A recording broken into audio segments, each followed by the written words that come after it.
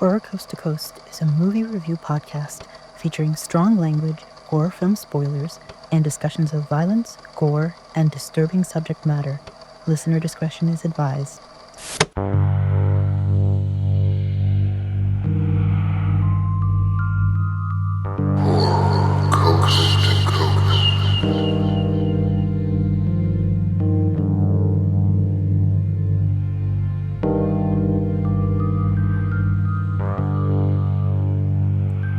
Welcome to Holiday Coast to Coast, where we review Christmas movies from across the U.S. From a Massachusetts factory producing only the worst quality toys. I'm Brian. And once again in New Hampshire, staying clear out of the way of Moss Garcia, I'm Michelle. Ooh, that Moss Garcia. So this week we're reviewing Christmas Evil from 1980, written and directed by Lewis Jackson. Comical festive frights. A toy maker who revels in the Christmas spirit suffers a mental break when his work is met with hypocrisy and cynicism and goes on a Yuletide killing spree. I don't know about that. I mean, sure, that's what you want to say. Yeah, that's one way to put it, I guess. Yeah. I think of this movie as like the director decided to take I Saw Mommy Kissing Santa Claus and like take it to an extreme. Yeah. Yes, this movie was also it was originally titled You Better Watch Out, and there's a newer movie called Better Watch Out that I've seen. Are they connected? No, not at all. Oh, okay. But I do think that was a better name. It also apparently in some places was called Terror in Toyland, Oh, okay. and the working title was just Santa. Yes, I did see that. I did a brief lookup of the movie and I did see that the working title was just Santa, which this movie uh is wild. It's a bit of a psychological mindfuck. Yeah, okay. Let's start from the beginning. I don't even know how to begin. Yeah, so I told you this was an 80s slasher because that's what I saw, but this was entirely filmed in the late 70s and is really not a slasher at all. Yeah, I saw it listed as a psychological slasher. I saw that too. He does slash them guys, I guess, so sure. But yeah, I wouldn't call it a slasher. Agree. As we often do, we start off with our main character as a child. So we have Harry Stanling and his brother Phil, and they're watching Santa come down and have their cookies and everything. And then they go upstairs.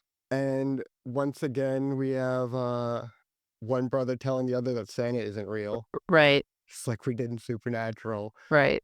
So the brother Harry goes downstairs and he sees, yeah, basically mommy kissing Santa Claus or maybe getting some thigh action. Yeah, it's kind of strange. The younger brother is like, "Don't be dumb, it's dad."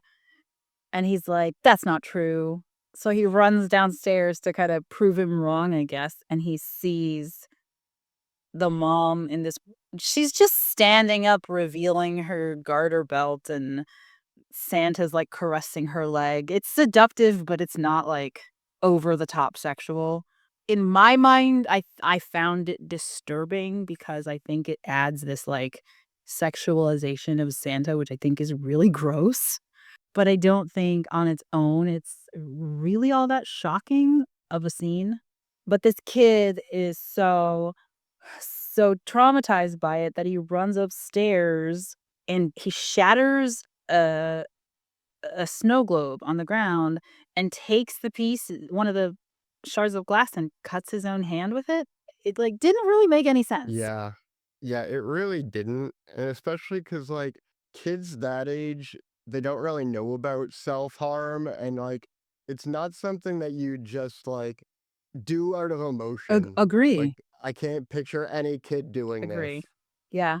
I didn't know what to think at first, but based on this, I formed very strong opinions about what this movie was supposed to be saying overall.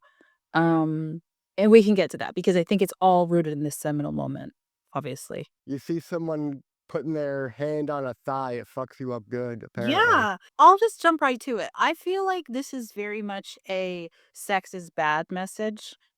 And it's also layered with this boyhood obsession with their mom's virginal purity and the belief in Santa Claus. It's, like, all tied up in one, and it's wrapped together in this very, like, fucked up way to the point where this kid is triply distraught to find out that, no, your mom is not a pure virgin. 2, Santa Claus isn't real. And 3, your parents have sex. Like, it's just so much stuff happening at the same time. I guess I can understand why he would have a fucking complex after that, but, like, I just felt like this is a weird, like, story about maladapted boyhood, like, sexual development. And I just Yeah, I don't know. I feel like there's two things here that are like kind of conflicting with each other. Like the belief in Santa Claus and the sexualization of mom, they work against each other. This would work better if he wasn't just told that that was his dad in a costume. Because then it's like, oh, wow, mom is cheating. Yeah. Which But is here's just like, oh, so that probably is dad in a costume. And yeah, apparently mom and dad, they put their hands on each other sometimes. yeah. And that takes that's why I said, "Oh, this is like I Saw Mommy Kissing Santa Claus" to an extreme because that's like I've always found that song gross and kind of annoying. Um, and this maybe this is playing on that. Maybe this is like, "Hey, here's how gross and annoying that song is. Let's let it play out and see how that goes, how it fucks up the kid and how it like I don't know." But yeah, I was like I was kind of pulled in a direction immediately was like that was like I feel like this is kind of sexist, and I think that that was my, um, confirmation bias working backwards throughout the movie to, like, get to that point.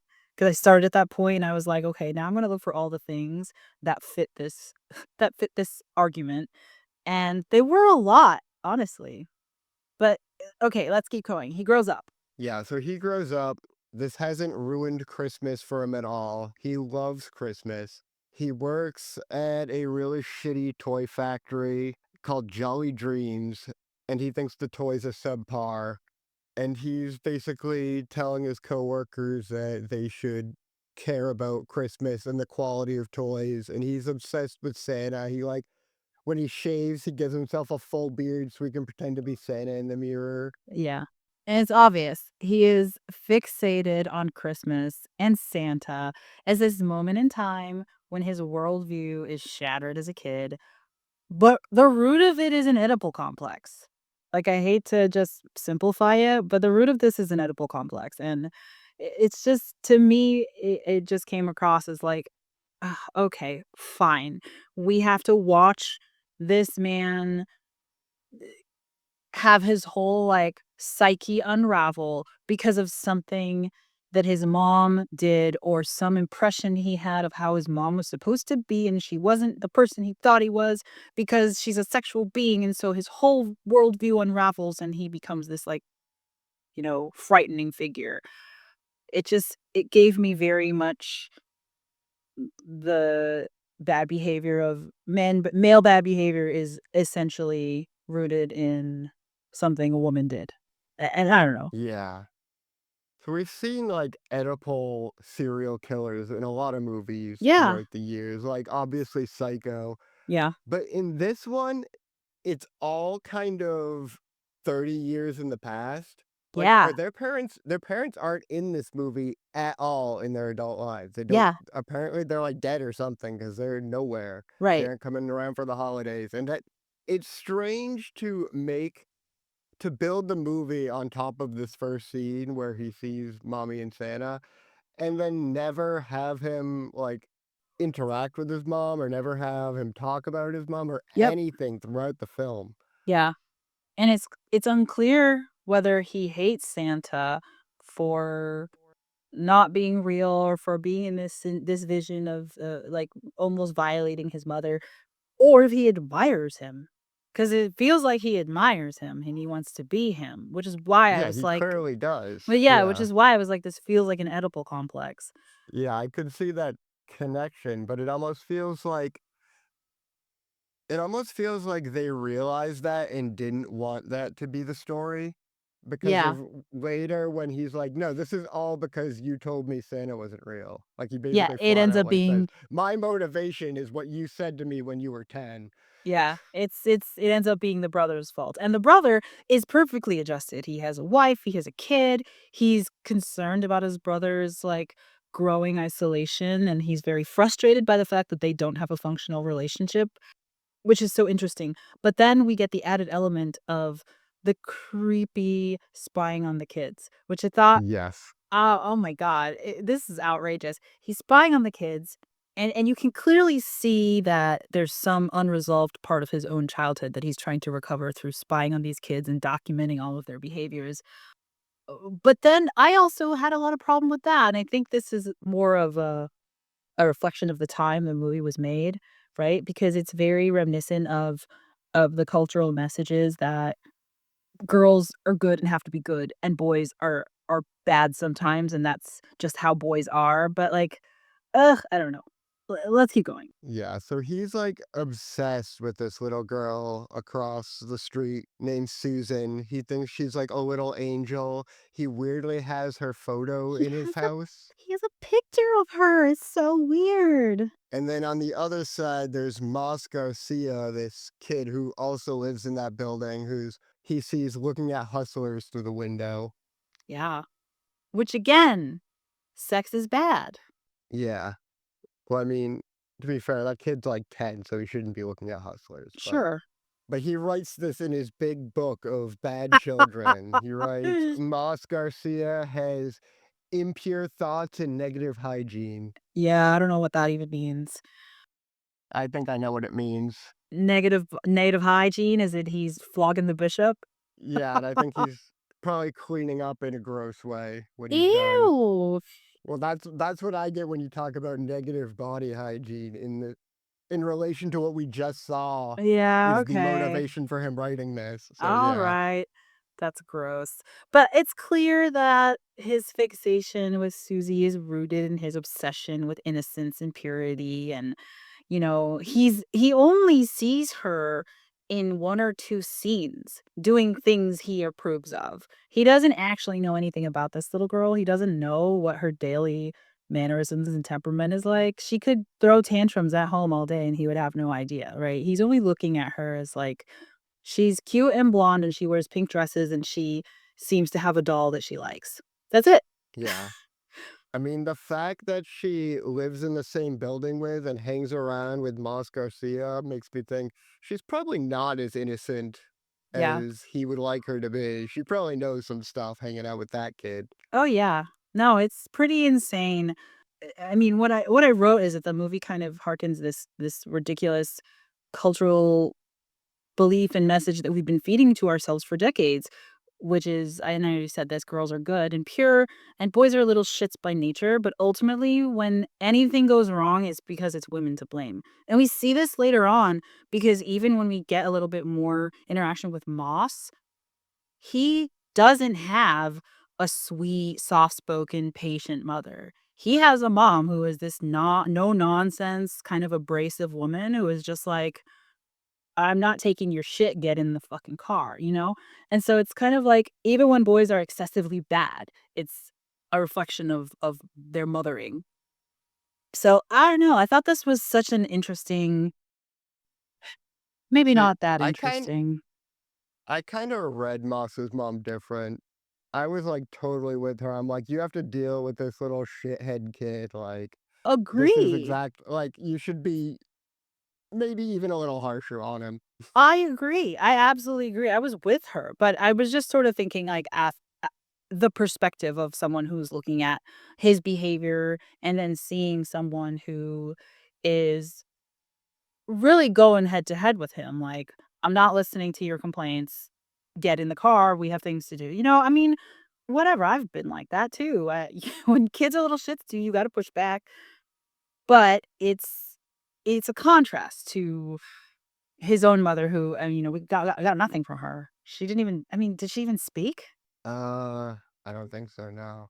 Interesting. Oh, and I just wanted to mention in that first scene, there's like this scene where they're all on the steps, and then it's just a hard cut, and then they're not on the steps. It was just such a weird choice for a shot. Did you see that? No, no. They just like disappear in one frame. And Yeah. I guess it's supposed to be like jumping forward in time like they went to bed, but it was so jarring. Oh, I see. Okay. And also, can we talk about some of the music in this? Aside from having like every Christmas Carol, the original music is just insane. I think I may not have realized that because of all of the Christmas stuff. I just sort of thought this is a variation on some Christmas song I don't recognize. Well, I'm not it's not even like really fully music. It's just like eerie sound. Like I guess it is music, but it's like short little pieces of music that's just like it must have been written for this music because it sounds so like so improvised and Yeah. just janky, but it Yeah, was the kind of ambiance. entertaining because we don't really get anything like scary happening other than Harry being creepy on this girl for like the first half of the movie. Yes, agree. And I was gonna say, I think a lot of the beginning of the movie sets up this like it really develops what comes later, but a lot of the suspense is rooted in his behavior, in what's gonna trigger him, what is he really getting at, what is the root you know the root of his psychosis, but, like, what is the thing that's driving him? Because you can see that he's getting to some point, it's going to happen. And then when it does, I don't know what to think of it because I don't know if it's consistent with the character, but anyway. And also, I wanted to say, as a side, Harry is played by Brandon Maggart, who is Fiona Apple's father. Yeah. Mind blowing. And his brother is Dale from The Walking Dead. Oh, I knew I recognized him. I couldn't put my finger on who it was, but okay, awesome. But yeah, okay, so Yeah, back at work, one of Harry's coworkers was like, "Well, since you love the toys so much, why don't you cover my shift so I can spend time with my family?" Which Harry will later see that he went to the bar to talk shit about what a schmuck Harry is. yeah, How he's a gullible idiot. So that's one more chip away at Harry's sanity. yes, Oh yeah, so like at this point he calls up his brother and cancels Thanksgiving, says he's not gonna come. he's so And at this distraught. point, I'm like, wait, it's not even Thanksgiving and Yeah. everyone's going this hard into Christmas? I thought that too, because when I saw the Macy's Day Parade on the TV, I was like, "What? It's November?" Yeah. See, I thought that was a Christmas parade. And then when he cancels Thanksgiving, I'm like, wait, it's not even Thanksgiving? We're not even past Black Friday yet? No, everyone around here just loves Christmas. They get started mad Yeah. early. Yeah. I mean, I thought it was more because he worked at the toy factory, so it kind of made sense for them to be in a Christmas season, and then he's just, he has his own Christmas psychological issue going on, so he's got the Christmas stuff everywhere. Yes, I was surprised to find out that it wasn't even Thanksgiving yet, but he's so distraught when he figures out that Frank misled him, that he cancels Thanksgiving, he can't even. Yeah. And Phil, his brother, is like, he takes this as like, oh God, more of his bullshit. But his Yeah. wife's a lot more sympathetic. She's like, oh, poor Harry. And Yeah. Phil's like, nah, Harry's being a dickhead Yeah. as usual. He's fed up and he says at one point, "All I've done is support him emotionally.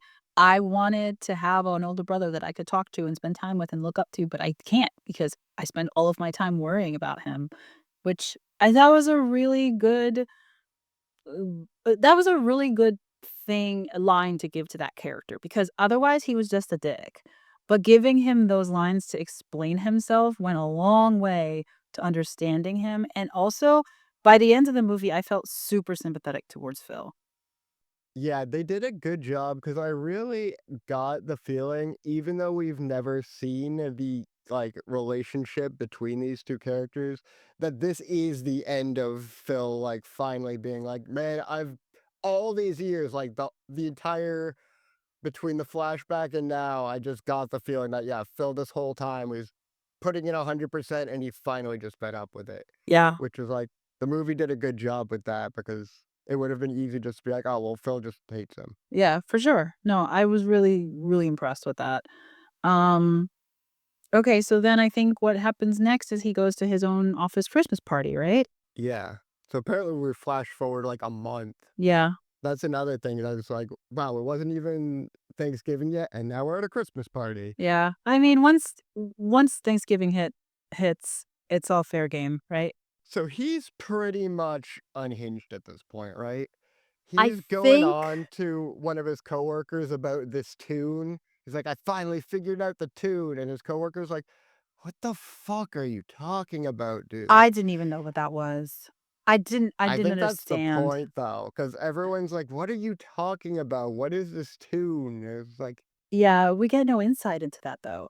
But I get it. The thing is, what triggers him is where I was confused and maybe had questions about whether it was consistent because so he goes to the office party and then he has recently become a manager or a supervisor. He's been promoted. And so all the guys on the line are now his subordinates. And yeah, so the big boss of the company comes over and is like, "Hey, you're one of us now. Let me introduce you to this newest person we brought on board." And he's this young guy. And he has this idea for a charity event where they give a bunch of toys away to kids in need at the hospital. And so Harry is like, "Okay, how many toys are we going to need to make?" And the guy is like, "Oh, I don't know. I have no idea how many kids are at the hospital." And he's like, "Okay, well, how are we gonna finance this?" And they're like, "Oh, we figured we would have the guys on the line pay for it." And then Harry's like, "Excuse me?" And then you get this sort of like reframing of him.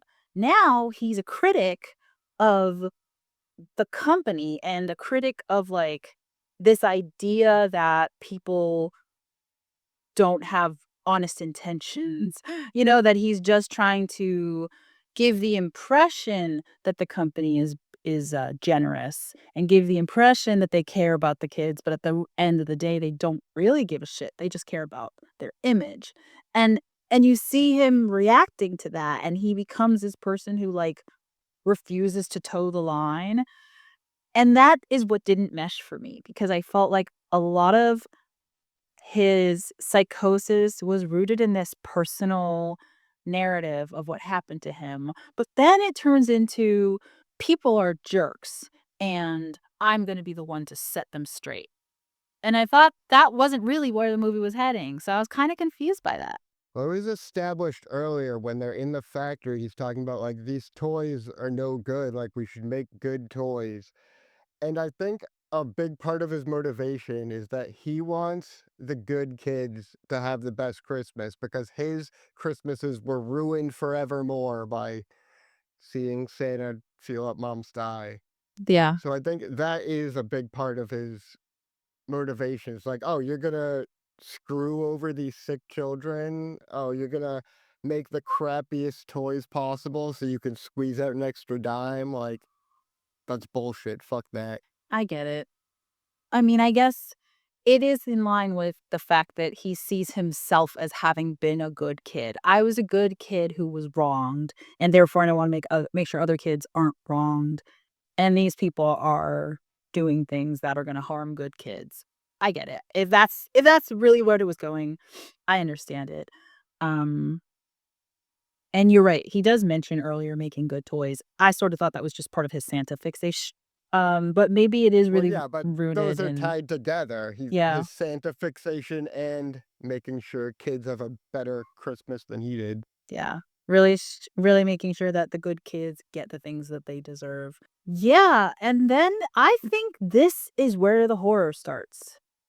Once he decides that he's had enough with the company and he starts taking all the toys and filling bags with dirt and all that stuff, this is where the horror comes in. And it it was like the movie did a 180 for me because I was like, "What the fuck is happening right now?" Those shots of him in his car.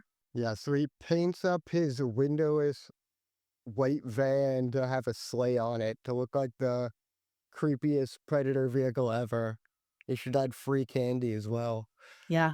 There's all these psychotic shots of him, close up angle shots of him in his car, and you could tell it's a guy dressed like Santa. It doesn't look like Santa, it looks like a psycho.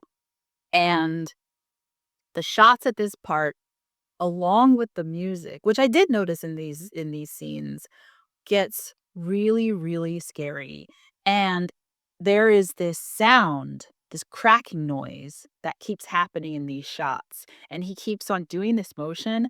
It took me so long to realize he's cracking a whip like the car is a sleigh. And Mm-hmm. and his reindeer are in front. And when I figured out that's what he was doing, I was like, "Oh my god. This is so fucking creepy." It was wild. Oh, and he glues the beard onto his face and he like gives it Yeah. a big tug. It's like, oh, that's never coming off. Yes. It's forever now. He's becoming Santa. And then Yeah. he walks up and is like, oh, to the people that come out of the church and Yeah. they're making fun of him, he says, I wrote it down. I don't know why I wrote it down. He says, "I have something for you." And he says it in the scariest fucking way. Was he like looking for someone specific? Was he supposed to like meet his catch his boss coming out of here? Because he gets here with like an intent and he's like looking over these people. But then these kids start giving him shit. I have And they're just like, no I have no idea what this scene was about. I think it just establishes that he's gone. He's, like, off his rocker right now. but to be fair, if you just see a Santa on like the week of Christmas and your first instinct is just to harass him, maybe you should get a toy soldier's bayonet in your eye. Oh, did you not catch the scene with the cops talking to the people? One There's a guy in the crowd who is like, "Honestly, they deserved it." And I thought that was so funny. 'Cause it's just they're like everyone says they saw Santa, and he was dressed in a dirty suit, and the cops are sort of making fun of him, and one guy, like, one of the churchgoers is like, "Honestly, they deserved it." So, yeah, True. other people think that too. Yeah, I'm with them. And then the other one gets it with like, apparently this is a real axe that he's painted to look like a toy axe. Yeah. I was like, "I don't get Did we it." get a shot of him making that? Because I saw him making the metal soldier. I didn't see him making a real axe that looks like a fake I axe. don't think so. Okay. But Eh he puts that in someone's skull and Yeah. then takes off. Yeah, and I wasn't all that sad about it, to be honest. They were assholes. Yeah, they sucked.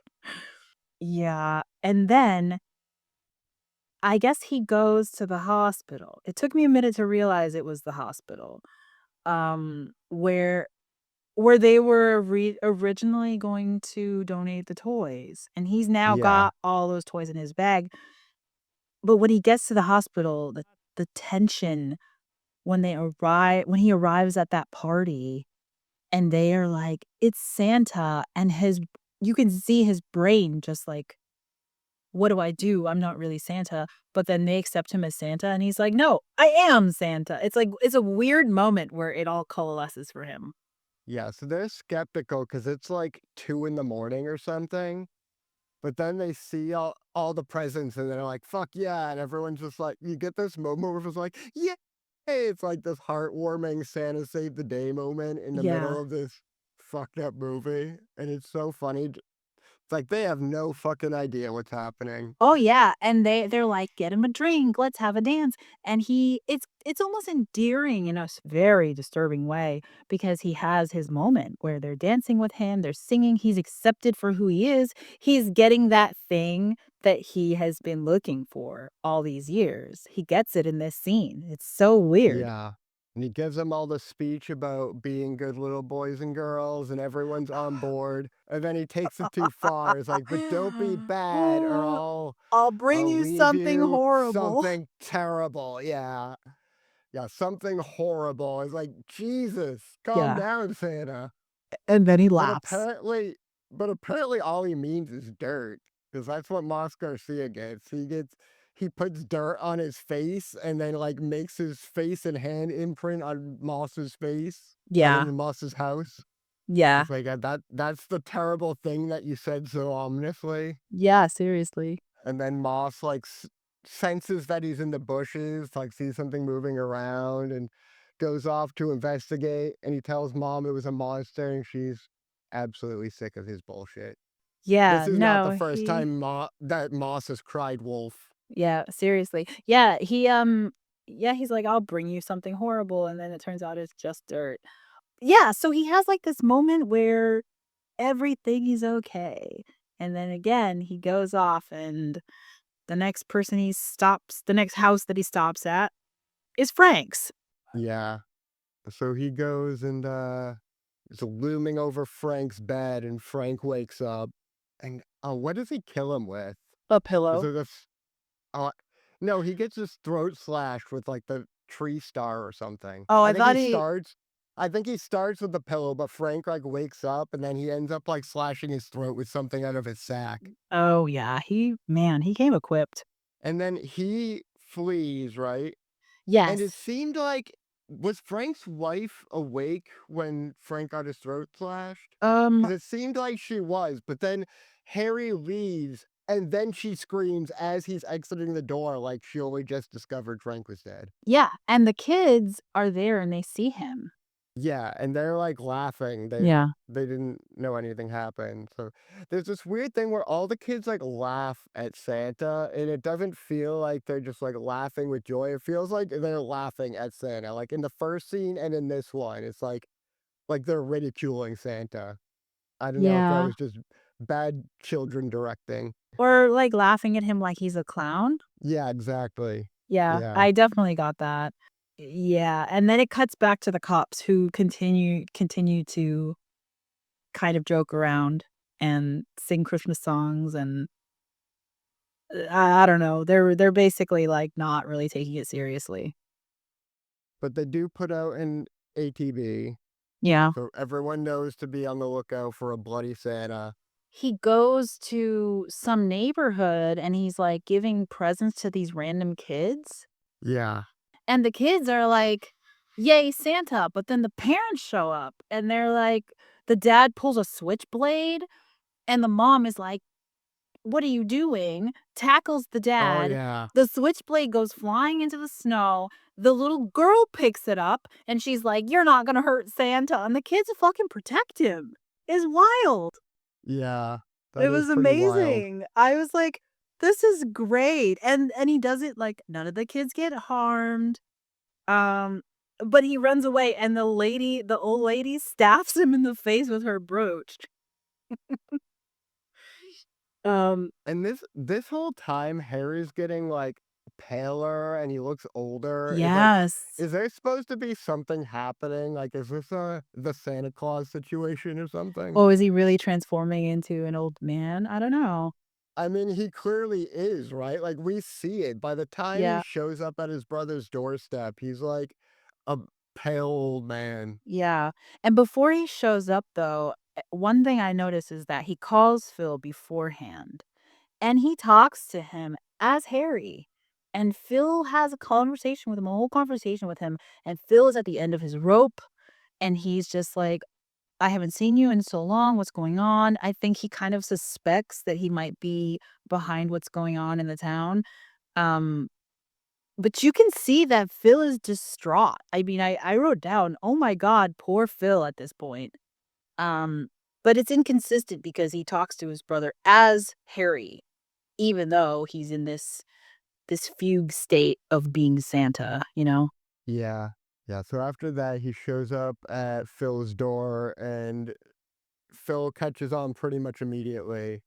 And he comes in to try to like explain himself, and Phil just chokes him, and it looks like he chokes him to death. And oh, his he sent his kids upstairs, and they're like, "Don't hurt Uncle Harry." Yeah. And then he immediately chokes him unconscious while his wife watches, and his wife's like horrified. And then he drags Harry out and sticks him in his van. Yeah, and who knows what the heck he's gonna do with him.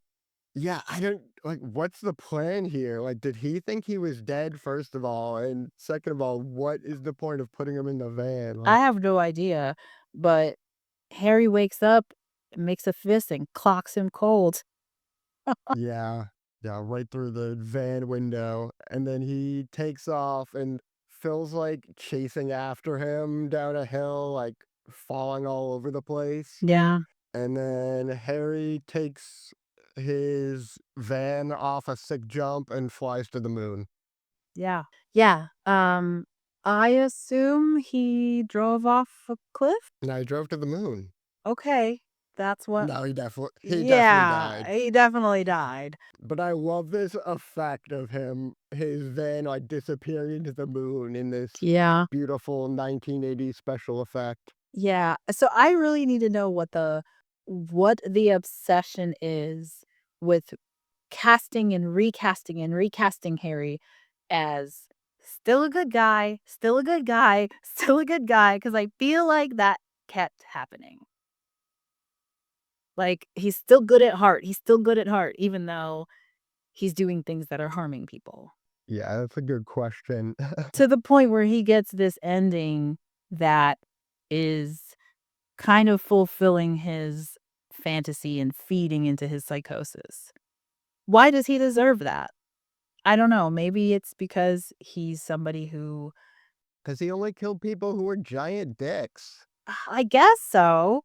I guess so. I mean, I did read that the movie is kind of lauded for having a message that's about, that's criticizing the spirit of Christmas being not about the people who really need it the most and things like that, and insincere gift giving, etc. I don't know how much I really saw of that. I saw some of that here, but in terms of Harry, I don't know. He was an interesting character for me, and I think that he was pretty well portrayed and well written. Um, and maybe the inconsistencies don't need to be explained because, we're people, and when people are doing the things they do, they're not always consistent, and when you add mental health issues in that, it gets even more confusing. Yeah, I feel like the two motivations just conflict a bit too much for me. Like on one hand, you could have two separate movies. One's about this like Oedipal complex and he's kind of a creep, and the other is about like he just wants people to have a good childhood, even if that means putting an axe in some rich yuppie's head. Yeah. But when you put it both, it's like I don't want to root for this guy when he was so creepy about Susan, and that didn't really go anywhere. It just like, yeah, that's part of his thing is he's obsessed with this neighbor girl. Yeah. We're And not gonna rides go into it. down. We're not gonna question it. Yeah. He's got his photo in his house. He writes down, yeah, he's got a book of bad boys and girls, but he writes, like, Susan, still a perfect little angel. Yeah. Yeah. So, I mean, obviously, I think he's somebody who has probably been motivated and governed by appearances his whole life because he doesn't seem to really get to the heart of who anyone is. He just sort of judges people on their surface, Like he judges Frank. I mean, Frank is a dick and he's like, "Hey, cover my shift, blah blah blah, so I can go drink." But at the end of the day, maybe they have poor company policies. Maybe Frank couldn't get any time off to go do what he wanted to do, and so he's like, "Whatever, you're management now, and so we're not friends." You know what I mean? I just feel like it's Okay, yeah, all but no one's forcing Frank to spend the time that's covered talking shit about Harry. well, that's true.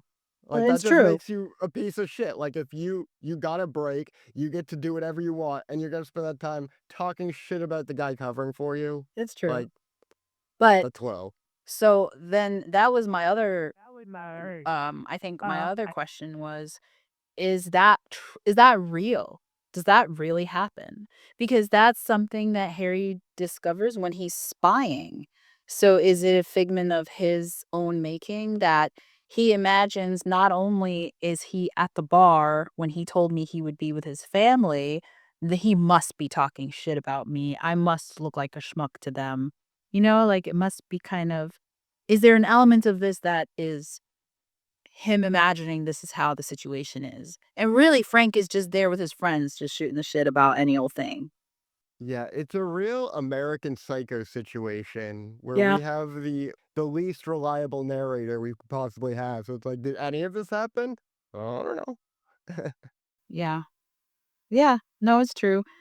And like maybe he saw Moss Garcia and decided he's not a good boy. And so he's spying on him and he's like, the kid could be reading a comic. Like you see Wonder Woman on the cover, and you're like, that's a porno Right. magazine. And he sees him cutting out giant picture of a naked woman I'm like, that's like bigger than the magazine. And I What? was reminded of Slumber Party Massacre. And I was actually reminded of that movie a little bit while watching this too. Yeah, the whole thing, like, it had these weird kind of inconsistent tones where it's like at some points you're like, hey, that's kind of a clever message. At another point, it's like, Yeah, wow, that's just exactly. And I was sleazy. thinking that when I was watching it, when I thought, this is kind of sexist in origin. And then I thought, well, maybe that's the point. Maybe the point is to say, hey, we put so much emphasis on mothers being pure and good. And like, if boys see their mothers in a light that is not, just shrouded in innocence, this is the damage that can be done, and how silly and how ludicrous is it to think that it is so harmful. I don't know, I thought I just made me think back to Slumber Party Massacre at times because of I guess I was wondering if the director intended to have some of these messages come across, or if it was just a product of the times, and this is the real belief that was coming through. I don't know. So I saw the director of this didn't know they had retitled it Christmas Oh, Evil until he no. saw the premiere. But I don't know about you. Did you watch it on Prime? Because I saw the Better Watch Out title card instead of Christmas Evil. No, I watched it on Fandango at home, which I Oh, have okay. recently been using because they have a lot of I mean, honestly, when I can't find things on the bigger networks, I've just started looking at, like, Tubi and Plex, and now I started with Fandango at home, and it's just been it's another thing I've added to my repertoire of apps for watching movies, but, yeah, I watched this on Fandango at home. Um, so it was titled Christmas Evil. Okay. Yeah, I don't like that title. I get that's like a Christmas Eve pun, but that doesn't have anything to do with anything in this movie. Like, maybe it would have worked for a different movie. I don't like it for this one. I don't know what I would have called this movie. I mean, yeah, Christmas Evil is probably not the best title, but I'm not even sure what maybe The Toy Maker or something having to do Well, with it's 1980 and the Tim Allen movie hasn't come out, so you could call it the Santa Claus. I guess so. They could have. Yeah, I'm surprised it took that long for a movie to rip on that title. But yeah, I don't know what else it could have been called. All right, you ready to rate this? Um, yes, I am. And we're still doing Christmas trees. Sure. Okay. Unless you want to rate it out of subpar toys. Oh, yeah, we could do that. Yeah, misaligned seams and buttons that don't quite work. Subpar toys. Sure. Broken Tonka trucks. Oh, no, you know what my not my favorite, my least favorite used to be at Christmas is when you would get a toy and then you would open it and it would say batteries not included. That used to piss me off. Yeah. And then you'd have to wait a day for your parents to go buy batteries because everything was closed on Christmas, right? Yeah. Anyway, I'm gonna give this, mm, I don't know. I still wanna use Christmas trees, and I'm gonna give it 3 Charlie Brown trees. Okay. I'm gonna give it two cheap plastic blue motorcycles and one cheap plastic driver for the motorcycles. Okay. Okay. So, not quite a 3 for either of us, which I think is fair. I mean, I think there was a bunch of things that I would have liked to see different, and, you know, the title didn't really bother me as much, but upon reflection, yeah, it probably could have been changed. Well, it didn't. I thought I was pretty like mid on it, but then I saw they literally changed it without telling the filmmaker, and he just like went to see his own movie and saw that, and I'd be pissed because I think You Better Watch Out is a better title. Yeah, it's a better phrase in general, but, was he mad? I didn't see that he was pissed, but I think he was pretty I don't think he was Surprised. happy about it. Yeah. Okay. Yeah, that's fair. That's a fair position to take. I would be probably annoyed too. Anyway, alright, so that wraps up week 2 of our holiday series. Also, you've been saying holiday coast to coast, but there's no horror there. Well, there hasn't really been that much horror, to be honest, so far. Okay, that's true. That is very true. It's been kind of supernaturally a little bit of creepiness, but not quite horror. So, is that gonna change next week? Maybe. Okay, what do we have? Next week we have the Christmas Tapes, a Christmas horror anthology. So Ooh, okay. maybe they'll be scary, maybe they won't. I'm hoping they will, or at least nail biting. I don't know. That's it. That's all I got. Okay. Until next time. Until next time. This podcast is licensed under a Creative Commons Attribution Non-Commercial Share Alike 4.0 International License. For additional information and other media content, visit theferalthread.com. Thanks for listening. Until next week.